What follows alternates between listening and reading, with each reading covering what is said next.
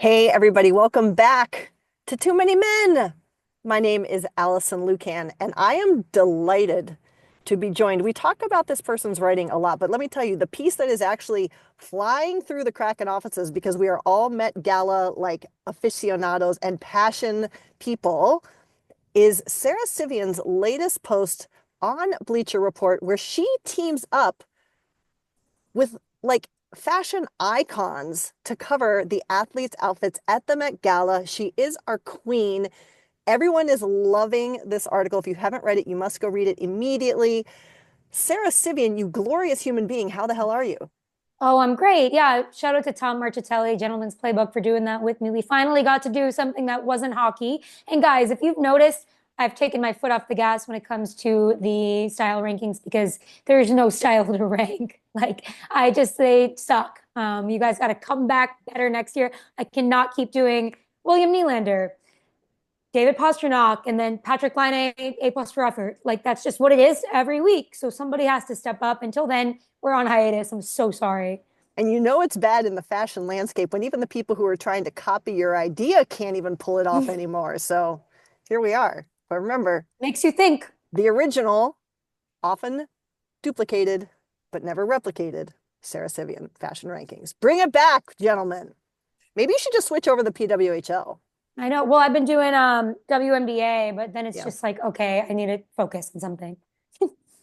All right. Well, we certainly would not be Too Many Men without the woman who is holding it down, keeping the legend Jeff Merrick informed, in line, and thinking about new things and creative ideas. And folks, if you didn't check out her latest upcycle drop, this woman went out and sought out white jeans because if you don't already know, her body bag fanny pack situations, the backing is always a jean, which is not only amazing fashion wise, it is brilliant from a wearability perspective because you don't worry about dirt or any sort of rubbing or anything, and durability. The iconic Shayna Goldman. Shayna, say hi. Hi. Good job, Shayna. No, I do love the denim. When you were talking about it, I'm like, I love this. Also, because it's like it's thicker. You can't just use a jersey. Even the jersey's stuck on a piece of denim. Yes, correct. Exactly. It's genius. It really, really is.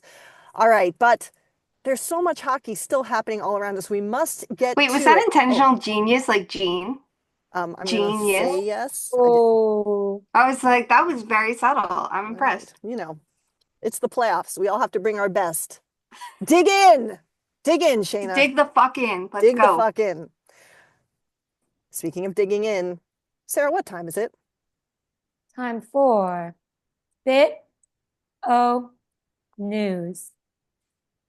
It is time for Bit O News. We love it. And if you are not taking in our content on the YouTube, I will sacrifice having you have to see my face for you to see how amazing Sara looks today. She's Oh, more gorgeous than ever. stop it. But it is time for Bit O News. And we brought this up last week. We're not going to go into these in depth now. We're going to go into them as they get filled.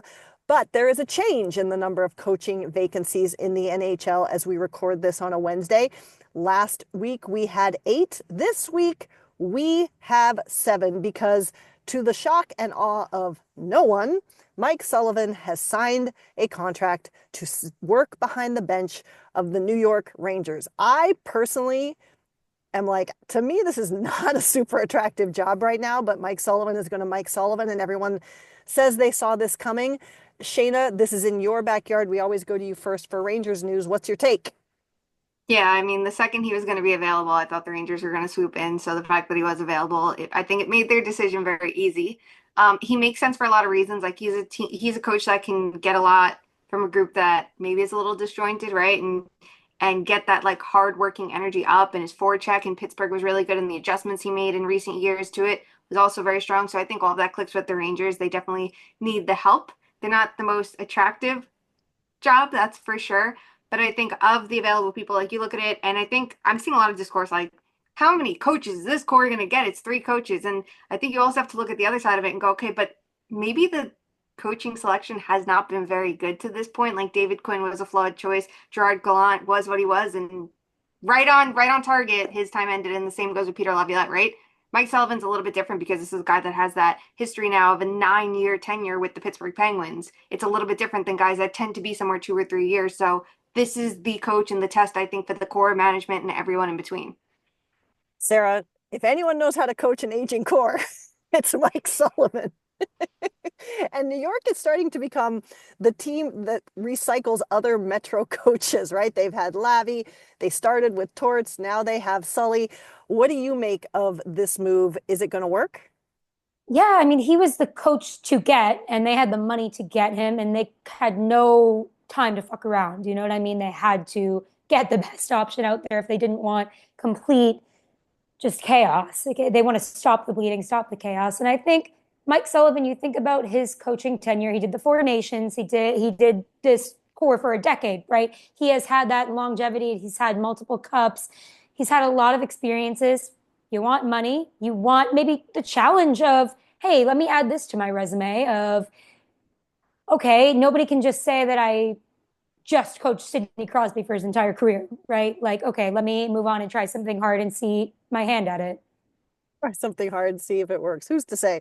Yeah, so there's our one coaching hiring. We are now just below a quarter of the league, still needing a head coach. And it looks like, just as far as a news tidbit, we're going to have to wait a little bit longer to see if Rick Tockett's departure statement, which said in and around hockey, might hold true because he's apparently going to be rejoining his TNT crew for some playoff games. So we'll see him there. It sounds like before we hear that he'll be back behind an NHL bench, but that doesn't mean we don't see him for next season. Let's move on. The other side of the hiring carousel that's starting to open up. We talked last week about the Islanders saying farewell to dear old Lou, emphasis on the old. This week we hear that there's a, sorry, that's mean. I'm sorry. God bless. There's another team that has decided to part ways with their general manager, and that is the LA Kings. Rob Blake, mutual decision is how it's being phrased, and just looking for a fresh voice is what we're hearing as part of the official explanation.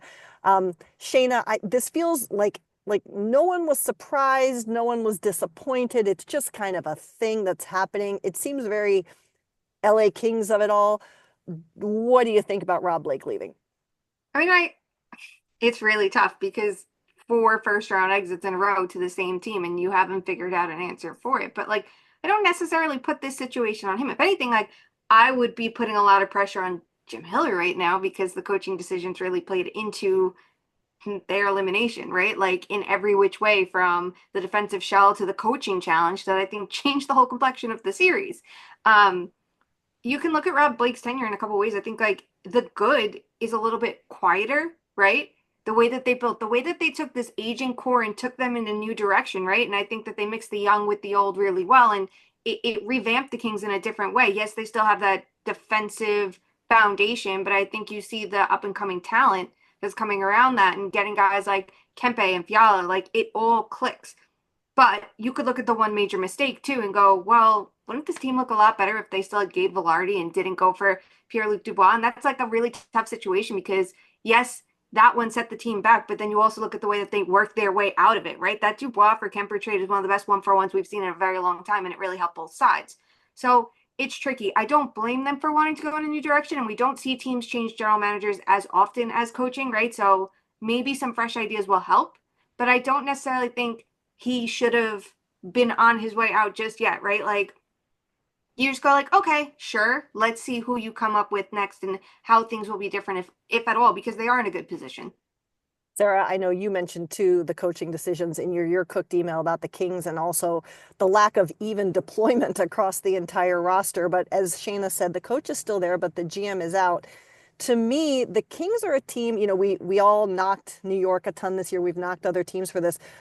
I don't know that we're talking enough about, are the Kings preparing themselves for the fact that their core is aging and what are they going to be looking like here in a few years? If you could describe it, what do you think are the traits the new GM needs for the Kings? Or do you think that they shouldn't have made this change at this time? This core is aging. This core is aged. You got Drew Doughty, Darcy Kemper, Anze Kopitar. It's what this. We're here. We're over the hump, and they're still playing 27 minutes per game. So there's a whole mess going on. When I think about Rob Blake, I'm like, yeah, it's not his fault. Jim Hiller, that's the biggest issue of the situation. It is his fault though because he hired him, right? So you look at the hiring decisions. And yeah, maybe you fire the GM and then you fire the coach. I don't understand. I mean, to Jim Hiller's credit, I guess it's like you look at the people that he didn't play and you're like, yeah, I mean, they should have had some better people to play. So he was kind of up against a wall. And now you see Connor McDavid and every Evan Bouchard playing those minutes against Vegas, and that's actually working out. So it's like maybe get better players. I am for the Blake firing. Can I But add? I saw Frank Saravelli's report that the Islanders are interested in him, and they're like a guy around Oh, the the league. fake one, Yeah. the like Oh, was that prom fake? report. Yeah, Oh, it was like I'm like, damn. the Islanders are Funny. looking at Rob Blake because then they'll take another couple round one Yeah, exits. yeah. I thought that was real. So here we are. I mean, it No, could but that be. was Who's to good. say?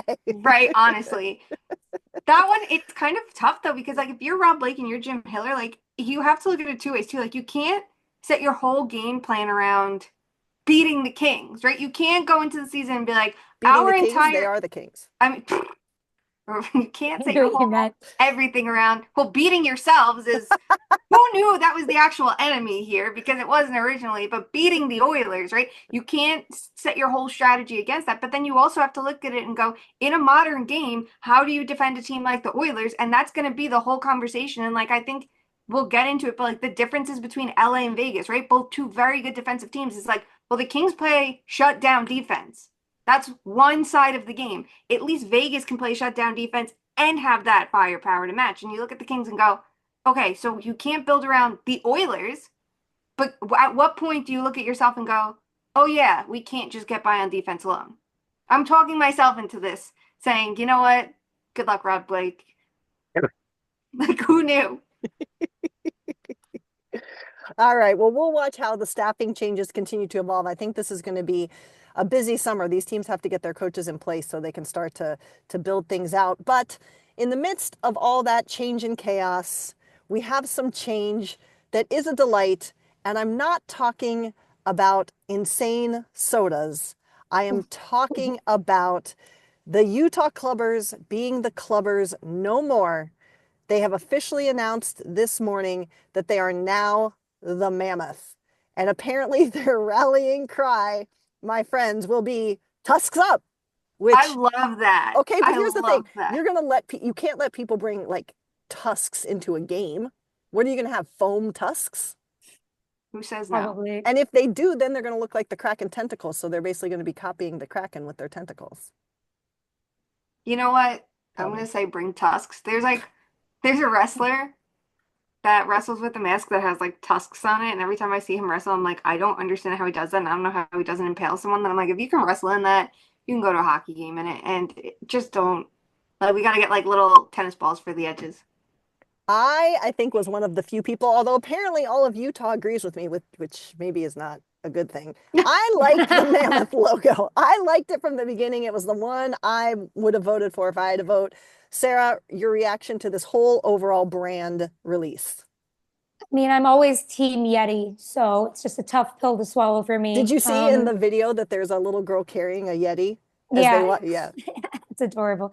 I liked the rollout. It's okay. Mammoth, I think I like that. I like when it's kind of not a real animal that still exists today. I like that it can be lore and there can be a lot up to the imagination. So we'll see what happens, but it's okay. I'm neutral on it, kind of. The more we talk about this, it's very obvious that Utah just wants to be Seattle. It's a mythical creature. They want to carry little like things that extend their arms into fake like appendages. Obviously, they put mountains in. Well, they have mountains, so do we. But anyway, here we are. Any other thought? I thought we would have much more takes No, on this. I have takes. I Okay, have I'm ready. takes. Let's go. Okay, I like the logo. I like the logo. I like the logo. I like the alternate logos. I like in I the like the Utah actual State patch. I love that with the hockey stick in it. Yeah. I think that's great. I hope we see like a lot of like embroidered hats with that and sweatshirts with like little subtle logos, like 10 out of 10. Within the mammoth itself, it has like that mountain with like it has the outline of the state in it. I think that's so cool looking. I think that's something I want to see on like shoulder patches, like opposite of the Utah State one. I want that to have its own merch, but I have issues. First of all, I hate these collective nouns. I don't like writing around them. This is an insult to me. I don't want to write the See, and mammoth now and you then don't like the Kraken. Sarah and I are pro the this. Kraken. I don't mind the Kraken because I feel like it's not awkward to just do Kraken apostrophe S, and it's not like my spell check is like, "Hey, you goddamn idiot," which I Well, hear 20 mammoths times. apostrophe S works. It's gonna annoy me. It's gonna be like, that's not how you say plural It's mammoths. My literally the computer's same gonna be yelling thing. at me. I just don't like it. It's awkward. But my biggest issue is with the home and the away jerseys. Mm. I do not like that they are keeping the diagonal Utah for the away. I think that's an alternate jersey. I think you do that in ice blue as an alternate jersey, and you go with a matching Mammoth logo on your away jersey and build your brand that you didn't get to have last year, right? Like everyone saw those Utah jerseys, and I get that's part of the identity. Wise? Echo, stop. What are you doing? I hate this thing. I hate that thing. But No, you we have to love like all build. animals. Let's not. No, Don't. I hate the Amazon thing.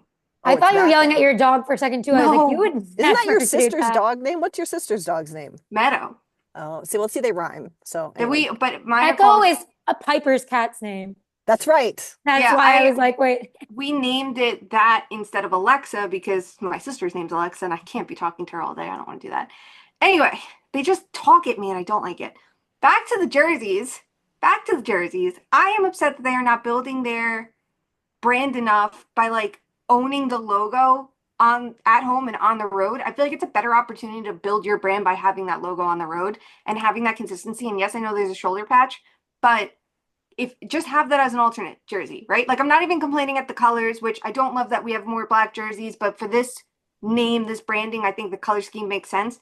I don't understand why they're different for the home and the away. And there's like weird inconsistencies, like even around the collar on the road, it's like a full blue trim around it, but at home, there's only a half Oh, I white trim see. around it. Yep, yep, And I yep. feel like there's a better like the spacing and the stripes. And some teams do that home and away, but I just feel like own who you are now, that you have this full identity and then add that third jersey in, right? Sarah, has this changed any sort of reaction for you, or are you still mid?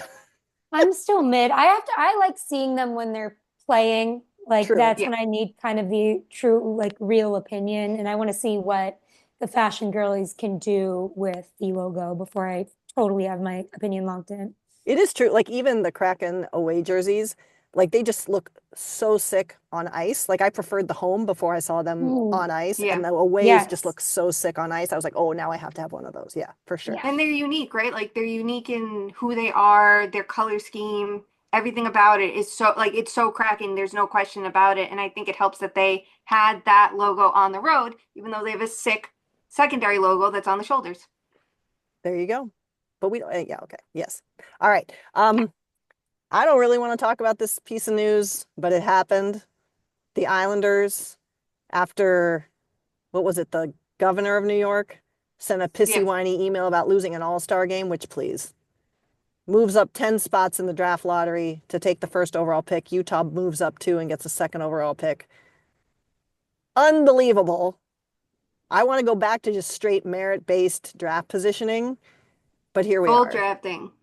Well, that's different. But anyway, like to jump 10, that insanity. Sarah, your thoughts on the draft lottery results? Look, I can't get mad. It's like a reward for firing Lou.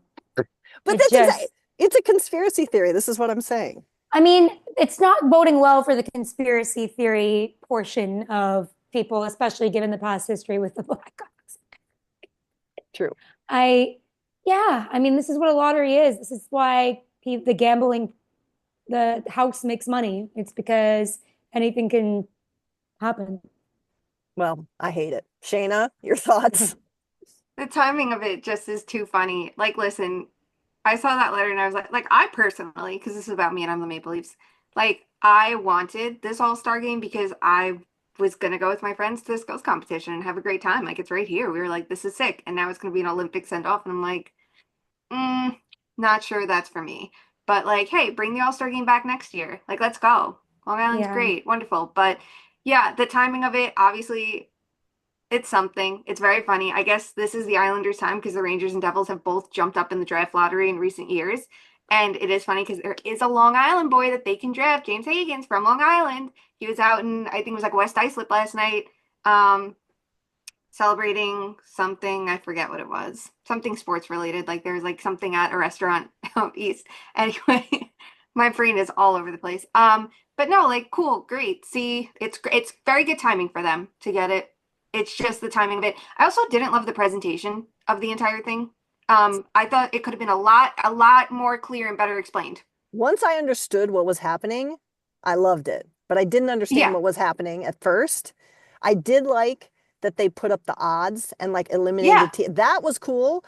And I loved the ball technician guy. He was yeah. fantastic. Like, but yeah, they Even should they should have like they have put so much fluff into these shows for how many years? They could have taken 5 minutes to explain what we were about to see and how it works. But and it was as still better than the cards, I will say. 100%. I just think as before a primer and during explain like, okay, this is what this means. I felt like it was disjointed and then it's like, well, what does it mean? And then you're like skipping details. Like I think they barely even mentioned how Utah was jumping up. It was just like the focus was on everything else. And it's Right. like you space these things out way longer than they need to be. Take your fucking time and explain it to get people to care about this. Well, and that's it, exactly. Like we had a bunch of people in 32 Bar and Grill, which is connected to our building, which if you're ever here, anyone listening, you really should go. The food is really freaking good. But like we had a bunch of people who were like, I don't understand what's happening at all. And so we missed an opportunity, to your point, to educate fans and make them care more versus them being just like, well, once I saw the rankings, I was out. Like that was all that happened. But to your point, they had the same timing. They had the bro saying like when to get the ball. And then they went to commercial before Yep. the last ball. So it was a much longer time. And obviously that is what screwed the Kraken because then 13 ended up coming up instead of 3. And if 3 had come up, the Kraken would have won. So obviously another part of the conspiracy theory, just so we're clear. Okay, no one cares about me. There we are. All right. No, no, I I'm really agreeing with don't. you. The Kraken got screwed because Utah's the new toy. That's what we're going with, right? Like, Sarah, I really don't. I was watching the Met Gala. Call me Oh, when the draft is actually here. That's how I oh feel. no, 100%. yeah, no, Yeah. I had it on one screen and I had Jeopardy on the other because I was like, I'm gonna enjoy myself before the game starts. Like, I'm very behind. I taped them, so I'm like, I'm weeks back. All right. Here we are. Okay, let's move on to hockey talk because there still is a lot happening. It's a little bit more of a manageable schedule in that you're not necessarily trying to juggle and understand and comprehend 4 games a night. This is when we start to be happy we have less hockey on TV until all of a sudden we realize we're going to have no hockey on TV, men's hockey, soon. So let's go through what has happened around the league since we 3 last talked. And I'll put these two together and I'll let you two tell me what you want to talk about. Toronto, since we last talked, did go ahead and get the series win over Ottawa. Good for them. Good for Brady Tkachuk for really owning and taking on the leadership role. I loved seeing that for him. But now Toronto's reward, and we had laughed about this, was that they would get Florida again. However, based on the first game, or I should say at least the first period of the first game, that doesn't necessarily seem to be an issue for this year's Maple Leafs. They win game 1. However, they lose Stolars to, well, no one's saying it. We all know, I think, a concussion. He is not going to be dressing as we record this for game 2 tonight. So a series win, a redraw of a familiar opponent, but a game 1 win and a goalie loss. Sarah, where do you want to start?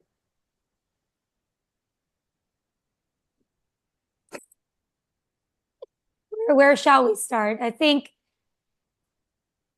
they took this personally. They took all of the chatter about how good the Panthers are personally, and the Panthers ended up being good, but they had the insurance in the beginning. They had Nylander, who Willie Styles is just on fire. Matthew Nyes is emerging as one of the most He's important players. nice. Yeah, he's nice. Nice out. That's all I have. Shayna, they do win that first game. And again, they controlled play in the first period. But arguably, if Florida would have been able to have a better start, we could suggest that that game might have had a different result. So now game 2, again, is in Toronto. Toronto doesn't have their goaltender. What do you think in a series that's all about punch, counter, punch is going to evolve as we see these two teams meet again? I think it was good for Joseph Bolt to get some playing time in game one because it's been a minute since he's been in net. So I think you're going to have a different mentality of like, hey, I'm actually playing versus, oh shit, I'm jumping into this game. And because he technically wasn't pulled by a concussion spotter, Stolarz, Wold didn't get that same warm up time that he would have gotten. So I wonder if this, changes anything at all for him. Just like having that starting mentality, it's a good thing to have two goaltenders. It's an unfortunate situation that obviously has spiraled out because it's Sam Bennett. I think if it were any other player, the conversation would be different. I think that this is why it's very important to get the calls right in the game because not everything that should be called in the game should be suspendable. But here we are. I'm very interested to see how this goes because I think someone like Maddie and I is jumping out and having that insurance goal that they needed. I don't care that the Leafs are outshot in his minutes. The quality of those shots is better for the Leafs. I've been seeing a lot of discourse. Watch the fucking game. That is a good player. I don't want to hear it. I think he looked great, and I think with him going, and obviously Nylander, you have two lines clicking. The thing to watch, I think, in this series is going to be third line versus third line because that Max Domi line, I think, is a liability for the Leafs. I know they had the overtime winner in one game, but I think that Lundell, Marchand, Luostarinen line, they've been lights out. They absolutely crushed it last game. They were outshot, outchanced, outscored, everything in their minutes and more. So that line, I think, is going to be the difference for the Panthers. So we'll see how the Leafs can counter that tonight. Sara, I'm going to put out my controversial take, and you can tell me if you agree, disagree, or don't care. I feel like, to Shayna's point, the Sam Bennett hit is something that happens a lot more in games than we actually talk about. And I also am not willing, so I think it should not have been a penalty, as it was not. And I also think we're not talking enough about the fact that Stolarz took a puck off the helmet earlier in the game versus putting all of the onus on his injury on the Bennett hit. Agree, disagree, don't care. Yeah, the concussion spotter really should have taken him out of the game right after the puck to the head. I think Sam Bennett does have a history, but how do we want to? I think there just needs to be a summit where we all go over like what are the new rules going forward? Like, are we judging people based on their past? Like, we have like that's a known thing that the league does, but I guess didn't hear whatever. I Are we changing rules because people get mad at the officials, but like the rule, like I think you're going by the rule maybe isn't a penalty there, but like should we change it so head contact in general anywhere is a penalty? That's the question. Anything to add, Shayna, or did you say your piece already? I think the concussion spotter element is really tough here because the language is very black and white for what someone has to exhibit to be pulled. And if I remember correctly, it's based on what causes it, right? Yeah. So the concussion spotters should have pulled Stolarz, sure, but was it within the rules of what they're supposed to do is like another conversation entirely. So I think that's tough. I think also if a player doesn't feel right and they went to the bench in that instance, how many people are going to go, oh, they shouldn't have done that. Oh, they're being Yeah. like, so that's the other element of it, like the hockey culture part of it too. And I saw some talk about the shake after, and that's a really tricky one for me because that looked like a goalie getting set, which you see all the time. They shake in their helmet Right. as they get set for the play. So I have a hard time with that one, but it may have been even that the puck didn't cause a concussion off the bat, but two subconcussive hits all of a sudden, now you have a Yep. problem and they're in such close proximity to each other. Like it could have gone a million different ways. It's a really unfortunate situation, and I just hope he's okay. But 100%. yeah, I think that there's a conversation to have about player safety for sure. So we'll see what comes of this series in full transparency. Because we did not record before this series started, we did file our picks. So I will give you all an update as far as what the Too Many Men Cup pickers think about this series. Both Shayna and Sara have Florida winning in 6, and I have Florida winning in 7. All right, let's move on to the two games that happened last night as a result of other series ending. First, we already talked about the Kings just coughing up this one again. They fall to Edmonton. Edmonton moves on. They will face Vegas. We'll talk about Vegas and their round one performance in a second. Let's focus on Edmonton here for now. But Edmonton going through the first round means they draw again a familiar foe, and that is the Vegas Golden Knights. And in game one, shocker, Edmonton for the 5th straight game comes back from a from a deficit on the scoreboard to win this one. Are Edmonton the new comeback kids? Are they finally figuring it out? Are they the stronger team in this series? Granted, it's only been one game, but what do you think, Sara? I think Calvin Pickard in net, I mean, who would have thought? But it did change the momentum a little bit. I think the confidence you get, it's a dangerous game. You look at the Habs, and they always tried to come back. They don't have Connor McDavid. They don't have Draisaitl. They don't have Bouchard. They don't have fucking Calvin Pickard, I guess. So I think the confidence that was amassed, the power play that started getting hot, it wasn't just the comebacks for the Oilers. It's also like the power play getting hot and the things they're good at getting better. I think they have all the confidence in the world right now. And I think, I mean, God, you could see watching the game that the Knights aren't going to fall over and die like the Kings, but they are going to have to save some for the third period, just the way the Oilers have been. It's been wild. Shayna, your take on Edmonton specifically. Again, we'll look at their opponent here in a second. Yeah, I mean, listen, we all hear defense wins championships, and there's a truth to it. But you have to defend some of the best in the world. Like that alone isn't going to do it. The Oilers have this elite offensive ability. And to play McDavid and Draisaitl together gives them it on another level, right? Because that's an unstoppable duo. And you have guys like Hyman getting hot at the right time, and now guys like Connor Brown that you don't expect to chip in some secondary scoring. That's huge for them. Like they are a flawed team, and I think they know it. And they don't go into this saying, oh, we're screwed if we have to defend, because they are, right? Like we all know it. You don't want to go out there seeing Darnell Nurse defend Jack Eichel. It's not going to be good for the Oilers. Don't play defense then. Just overpower with offense. And they've now been doing that, since really game 4, I think it was. I think the Kings had like 7 straight periods where they were out attempted and out chanced by the Oilers. And even last night, like you're going, okay, well, Connor McDavid, this is a different challenge for him, right? Because this isn't him going up against a Danault or a Kopitar that is this defense first kind of shutdown player. It's going to be McDavid versus Jack Eichel. And that matchup didn't happen last time the series took place. Jack Eichel wasn't playing those kinds of minutes then. So you have someone that has that skating ability to keep up with him, and it adds a cool element. Last night, they went together 11 minutes. McDavid had the edge in shot attempts 18-6, and expected goals almost 82%. They broke even in scoring, and that's good for the Golden Knights, but you can't say that's the takeaway. You look at how you got outplayed in those minutes and go, that's a problem.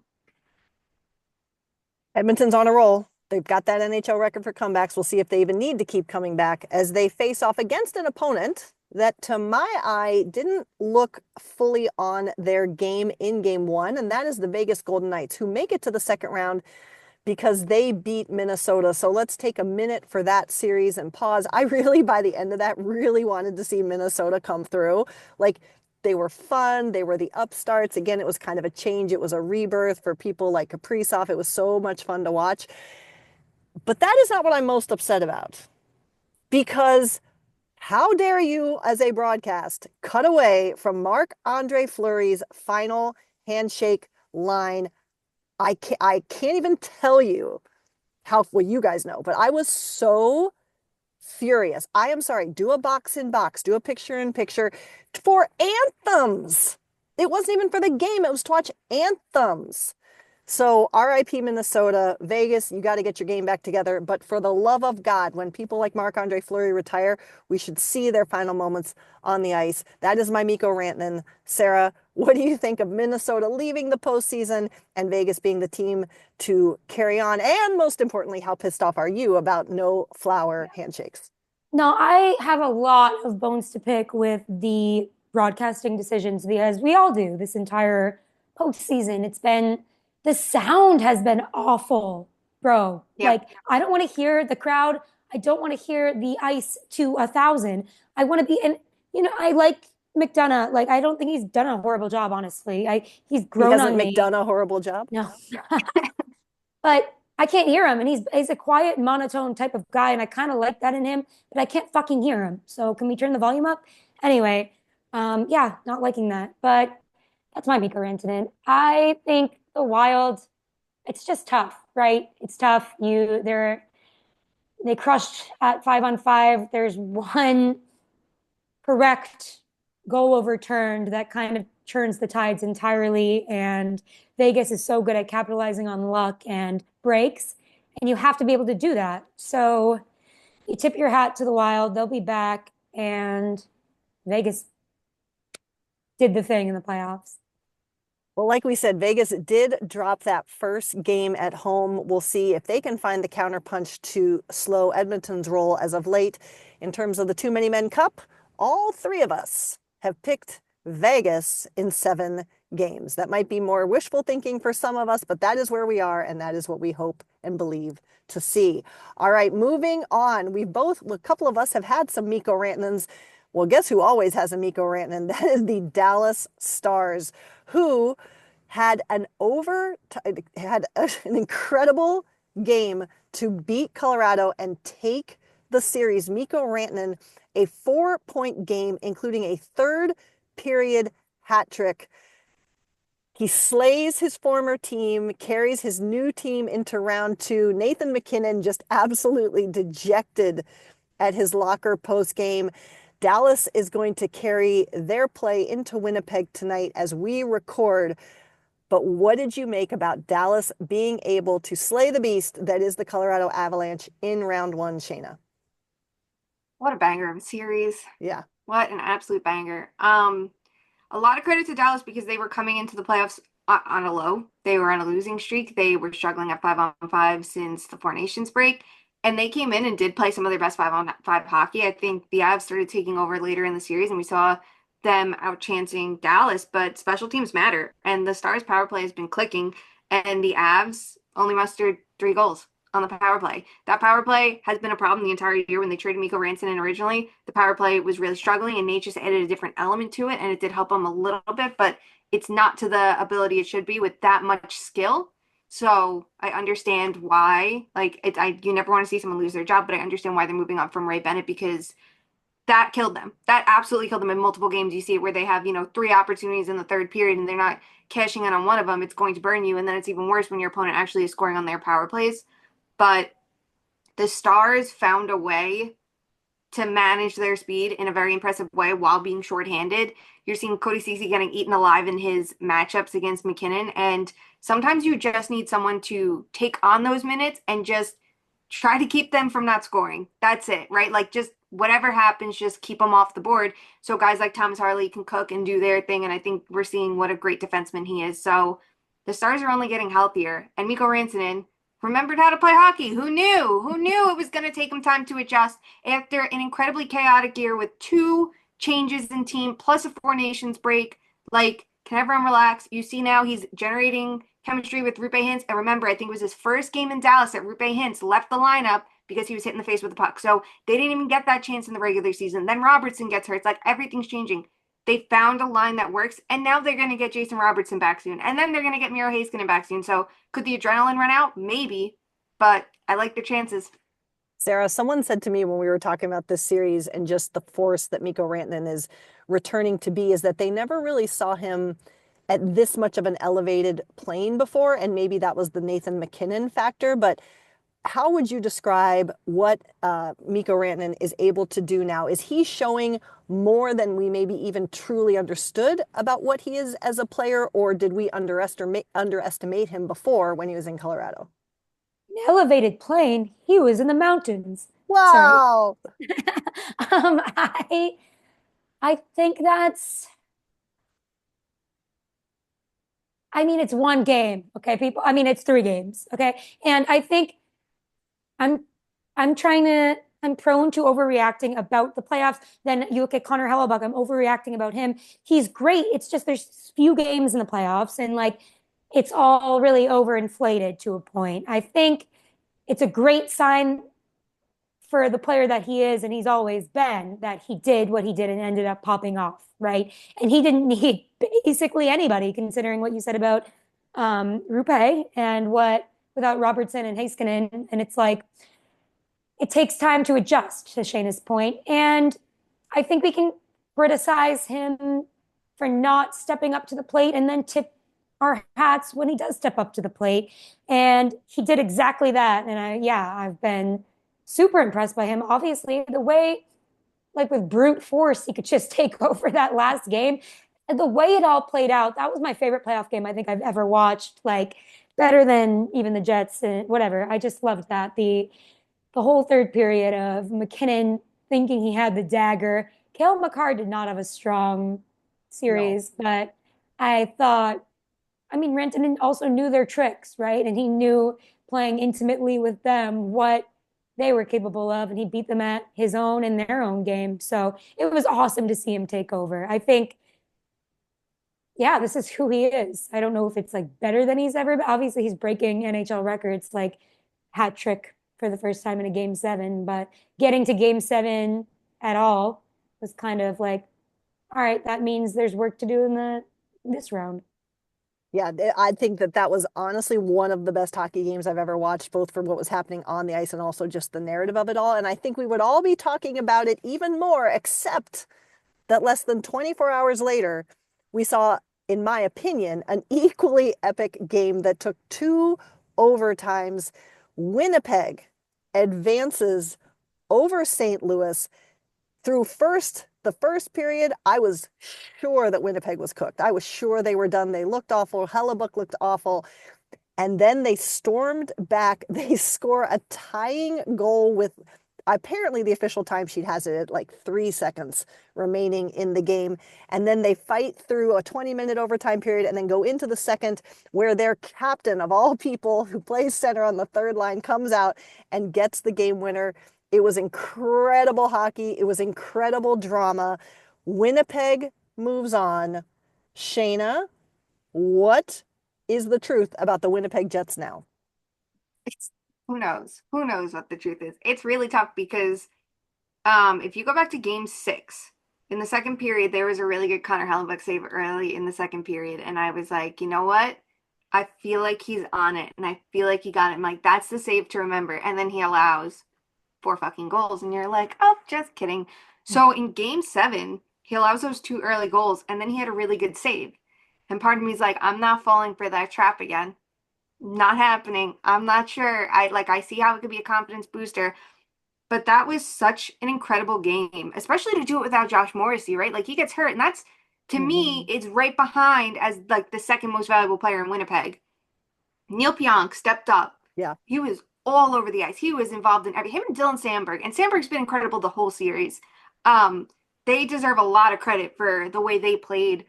But that like last couple minutes of play, like I was ripping on the Jets. That it was there was a Kyle Connor shot where Buchnevich defended him, so he goes around the net like what you thought was going to be a wraparound, and then he takes the shot, and I'm like, that's the choice in this moment, like a low percentage shot, like do anything else. I understand you were being defended, but like do anything else, and then you get to that last minute of play, and it's like the passing's not crisp. They keep moving the puck back to the point, and I'm literally yelling at the TV like, you want to lose, you're losing, this is over. Like, and then Ehlers gets the puck, a guy who doesn't have the playoff pedigree, to pull off that pass and make that decision in that moment. You never see that. In a game Yeah. seven, you're not going, cross ice with a pass like that. Unreal. The whole thing was unreal. And it was really cool, I think, with Cole Perfetti because he was scratched in 4 out of 5 playoff games last year, I think it was. He's been sheltered all year. His minutes never matched, what we know he can do. And I think he was just completely stellar for them. So it's super exciting. I don't know. I feel like with the Stars, you could worry, is the adrenaline going to run out? I almost don't feel that way for the Jets because I feel like that, if anything, the way they played should boost confidence. And I think Connor Hellebuck, you saw the way he was like holding the puck and freezing it. I'm like, that's a confident goalie who's like, not happening, you're not getting a rebound. So I'm super curious how it's going to look and wonder how healthy they're going to be, right? Like it looks like Shifley's coming back, but we don't know about Morrissey yet. So I'm more worried about their injury status because they don't have the same depth. So let's do that. Exactly. Let's move into what the resulting series is, which is the Winnipeg Jets hosting the Dallas Stars.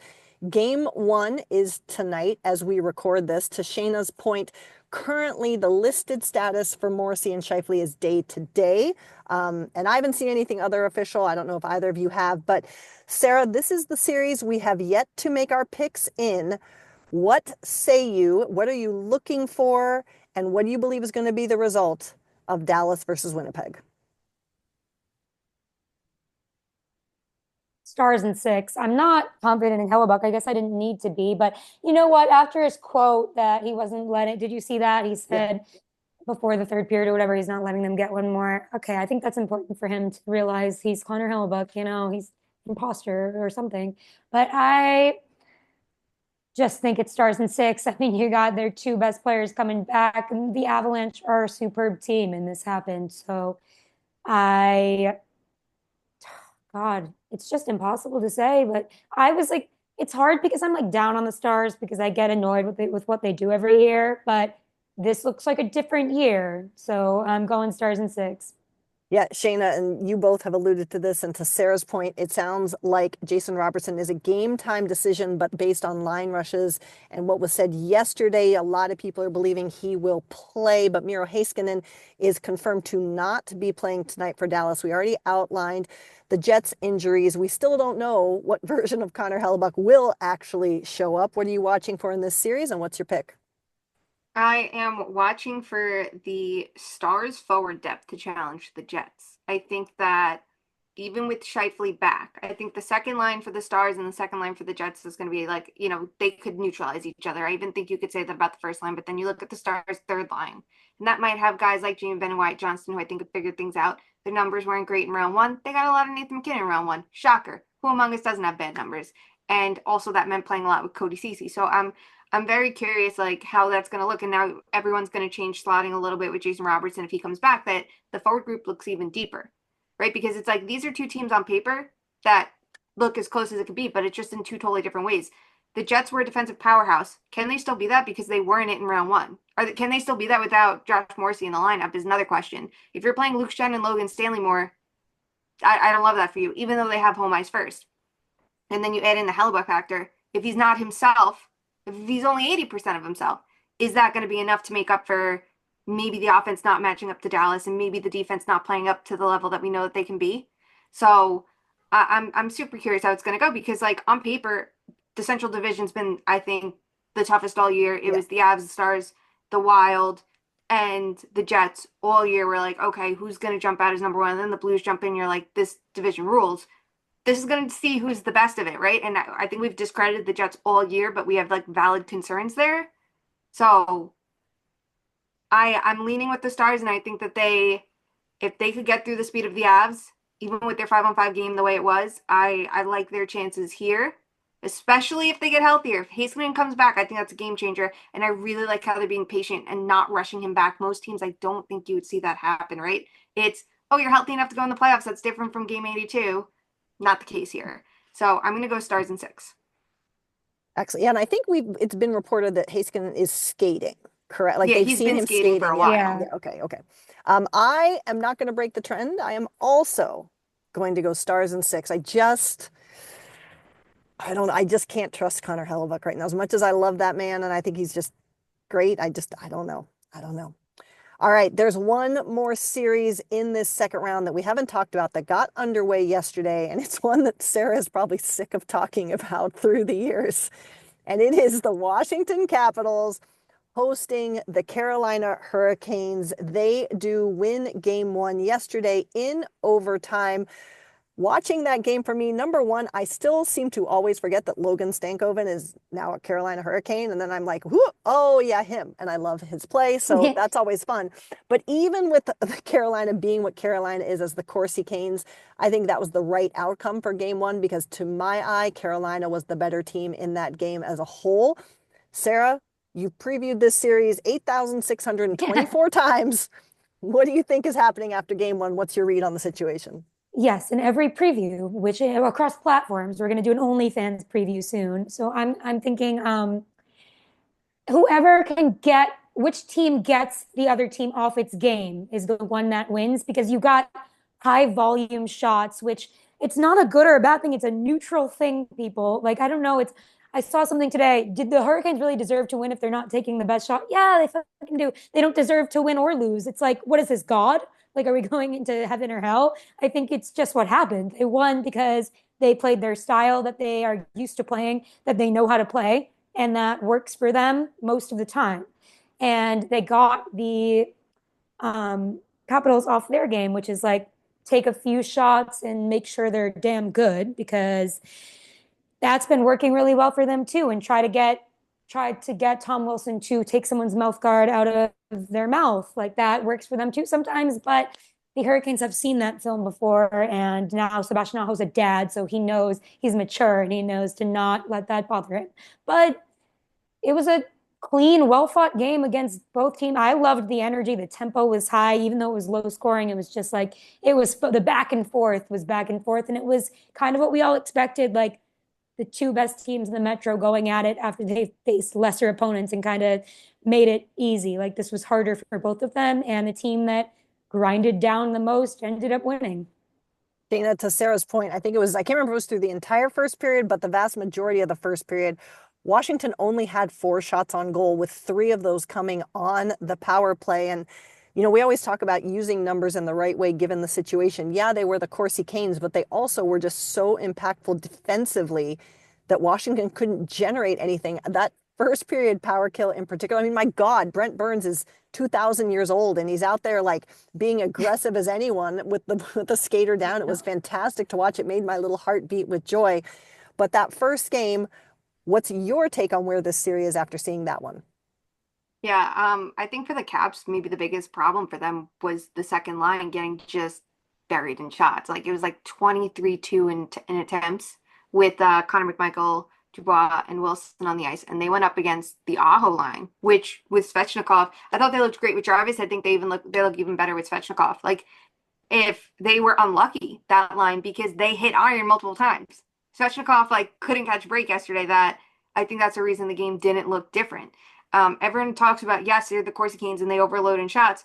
Unlike years past, you look at it, they have the shot quality to back it up this year. The biggest problem is they don't always convert on their chances. I don't see them putting up this many shots every single game and not starting to like put them in net. So I'm gonna be very curious how this goes because Spencer Carberry last series talked about the matchup game and how he wasn't gonna like kill himself basically to keep Dylan Strome away from Nick Suzuki. So what are you gonna do now? Like I won't be surprised if Protas plays on that top line next game because while Beauvillier has scored there in round one, their underlying numbers weren't great. Protas works there. That adds a little more two-way talent. What do you do with the McMichael situation? Like, do you try to get him away from the Aho line then and try to give him a different matchup and let them cook because they were able to be really good on both ends of the ice all year. So I'm very curious about this series. I think the fact that Anderson's healthy is huge. I think we saw Logan Thompson's on his game too, and he's healthy. So I I think the right result happened, but I am curious if the Caps are going to be able to get by that way, right? Like how, like Sara said, like who gets off their game first? Like the Canes were on their game. They were on their game 100%. They were disrupting the hell out of the Capitals. So how do you change that if you're Washington? I think they've been very good at doing that this year. So now it's another challenge. We will see. First game's down for all but one series. And again, it's always about punch, counter punch. For those of you who don't recall, we did make our picks for that Carolina-Washington series last episode with Sara and Shayna taking Washington in 7, and I took Carolina in 7. So we will see.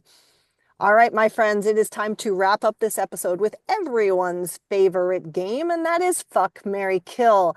This week, again, aside from the hockey, the biggest conversations seem to be about the coaching carousel as they move all about, and many, many teams don't seem to have coaches, and many, many, many of us seem to have questions about other coaches. So for Fuck, Marry, Kill, we are going to talk about 3 coaches who have all had question marks surrounding them, so much so that in exit availabilities, their management has come out and given the sometimes dreaded vote of confidence. Our coach will be back. So Sara, you are up first. You're going to fuck, marry, kill in terms of whose vote of confidence from management is actually for real. Okay. Cooper from Tampa Bay, Brunette from Nashville, and Bednar from Colorado. The floor is yours.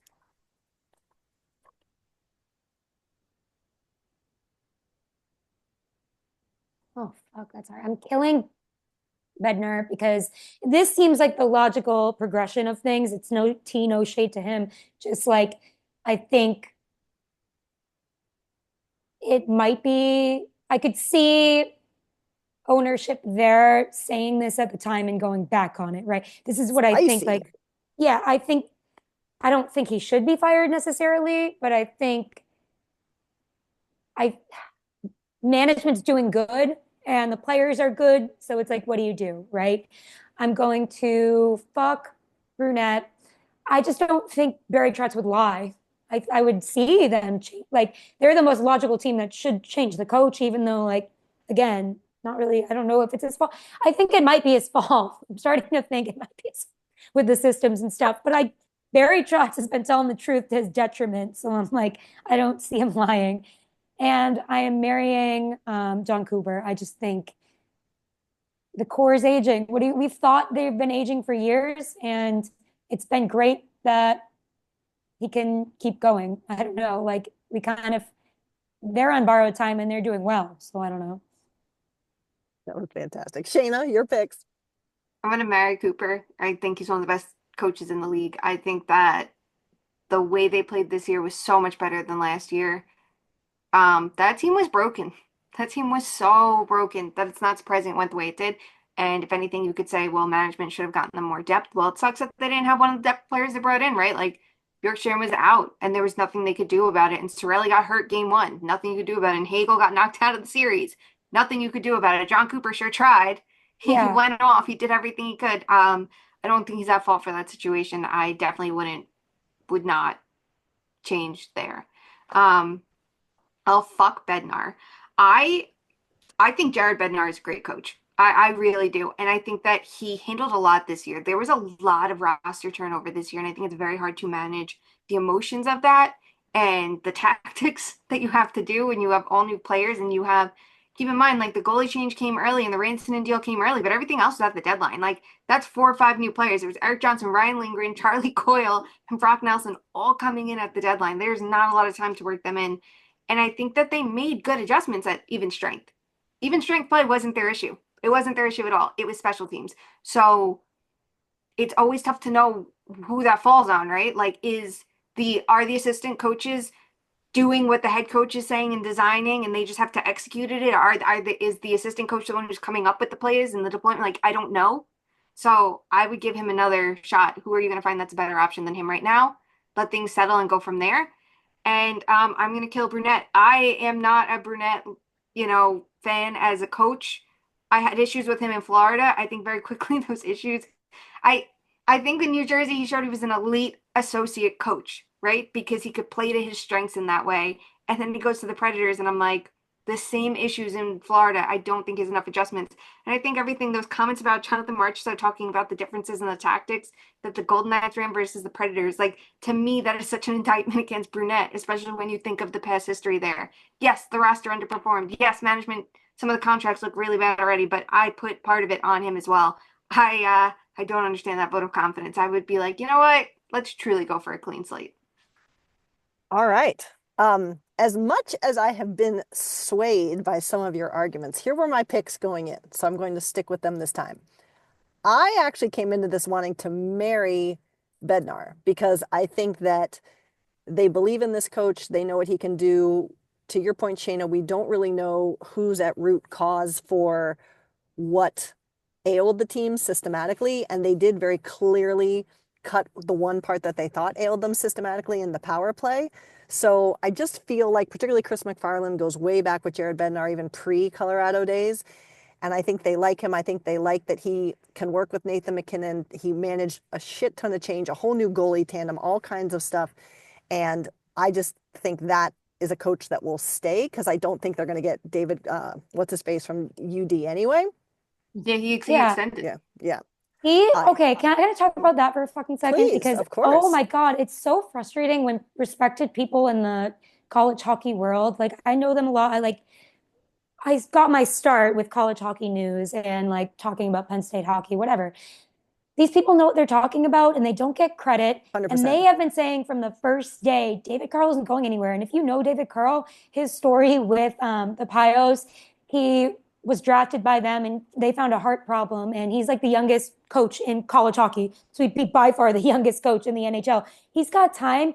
He wants stability and he wants to be with his family in Denver. And that's what they're giving him. That's what everybody said from day one, the respected people. And then I hate it's so rude and disrespectful when there's speculation that ignores that for clicks. It's like, what are we doing here? It pisses me off. Like Mike Mahan from College Hockey News was on this from the start. So That's all I wanted to say. Thank you. And Yeah, wait, no. I'm going to add to it really quick too, because people are like, well, why would he turn down an NHL opportunity? There's a ton of money. Because Because there's some, 8 coaches fired this year, people. yeah, the average tenure. So you're going to get 2 years. I think if he picks the NHL, I would be looking for a general manager who had a coach like I don't know Colorado for 8 9 years that you go, okay, maybe there's some stability there. Versus a team like the Blackhawks that has had 3 different coaches. Then what? Your spot at Denver's gone. Mhm. Like maybe you'll get it back if you're lucky, but it's not like they're going to like fire who they replaced you with and go, okay, see you in 2 years.